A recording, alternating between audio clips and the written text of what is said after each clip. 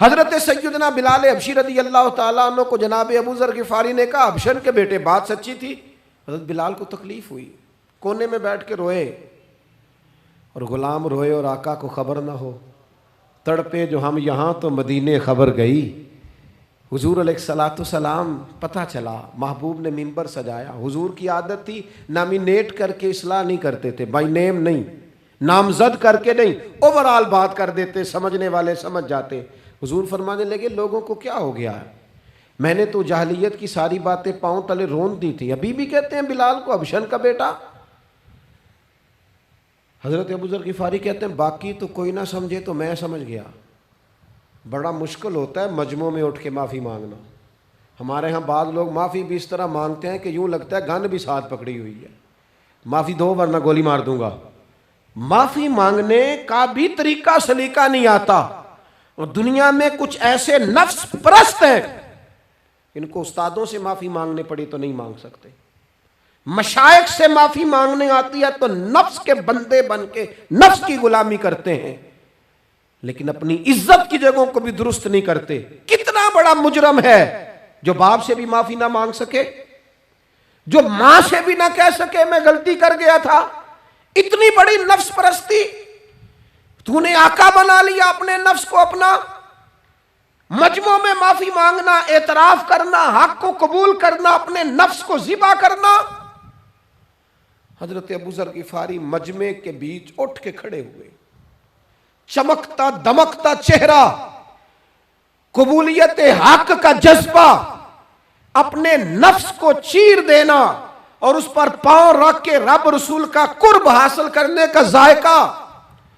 जनाबे अबू ज़र गिफ़ारी हजरत बिलाल के करीब गए और फिर उनके सामने लेट गए, रो के कहने लगे, हबशन के बेटे उठा अपना पैर और रख मेरे सीने पे।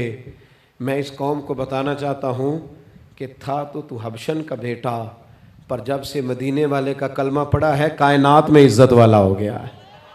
ये देखो किसने ज़र्रों को उठाया और सहरा कर दिया, किसने कतरों को मिलाया और दरिया कर दिया, किसकी हिकमत ने यतीमों को किया दुर्र यतीम और गुलामों को दुनिया भर का मौला कर दिया। हमारा नफ्स की ख्वाहिश बची, रिश्ते नहीं बचे। हमारे नफ्स की ख्वाहिश बची, ताल्लुकात नहीं बचे।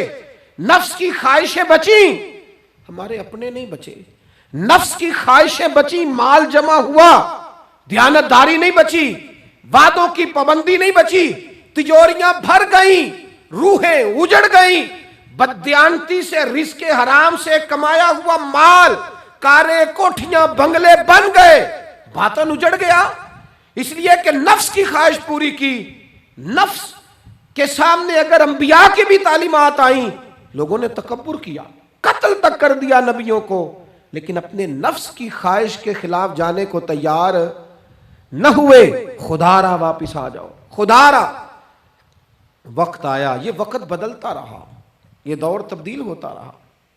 लोगों ने अपनी बादशाहियां कायम करने के लिए बड़े बड़े कत्ल किए। हलाकू खान ने इंसानी खोपड़ियों के मीनार बनाए।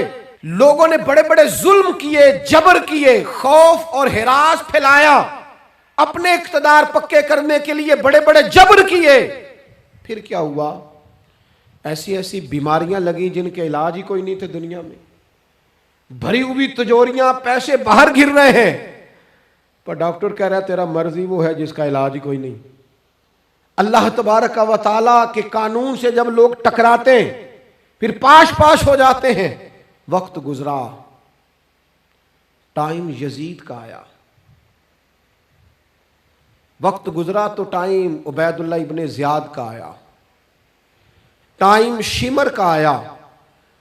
1450 साल गुजरने के बाद इस हजारों के मजमे में से एक एक बच्चे को हदीस याद है कि हसन और हुसैन जन्नती जवानों के सरदार हैं। बताओ, यजीद को नहीं आती थी, शिमर को नहीं पता था, कलमा तो पढ़ते थे ना ये। उबैदुल्लाह इब्ने ज़ियाद को नहीं पता था। नबी पाक अलैहिस्सलाम के कंधों पर हसनैन रहे, इन सब को पता नहीं था। ये जानते नहीं थे कि ये वो हसनैन करीमैन है जिनको हुजूर सुनते थे, फरमाते थे ये मेरे फूल हैं दोनों। क्या बात रजा उस चमनिस्तान करम की, जहरा है कली जिसमें हसन और हुसैन फूल। आज 1450 साल गुजरने के बाद